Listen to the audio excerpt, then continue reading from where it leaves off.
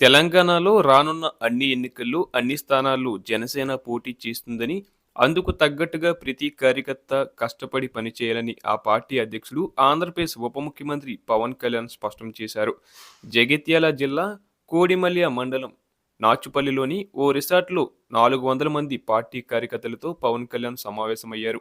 ఈ సందర్భంగా ఆయన మాట్లాడుతూ తాను రాజకీయంగా ఎదగడానికి 10 ఏండ్ల సమయం పట్టిందని తెలిపారు.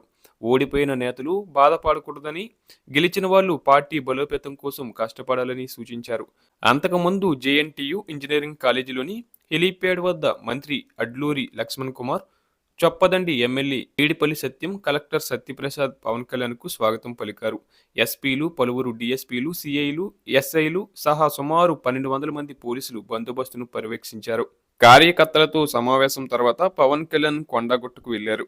అడ్లూరి లక్ష్మణ్ కుమార్, మేడపల్లి సత్యంతో కలిసి అంజన్న ఆలయంలో పూజలు చేశారు.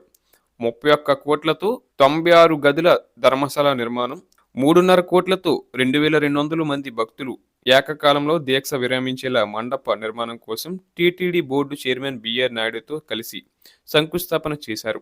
ఈ సందర్భంగా మాట్లాడుతూ 2009లో ఎన్నికల ప్రచారంలో కరీంనగర్లో విద్యుత్ ప్రమాదం జరగగా కొండగుట్ట ఆంజనేయ స్వామియే తనను రక్షించారని అన్నారు. ఏపీ ఉప ముఖ్యమంత్రిగా బాధ్యతలు స్వీకరించిన తర్వాత అంజన్న దర్శనానికి వచ్చినప్పుడు వసతి గదులు, మండపం ఏర్పాటుకు చొరవ చూపాలని అధికారులు, భక్తులు కోరినట్టు గుర్తు చేశారు. కార్యక్రమంలో ఏపీ శాసనమండలి వీప్ హరిప్రసాద్, టీటీడీ పాలక మండలి సభ్యులు, అధికారులు పాల్గొన్నారు.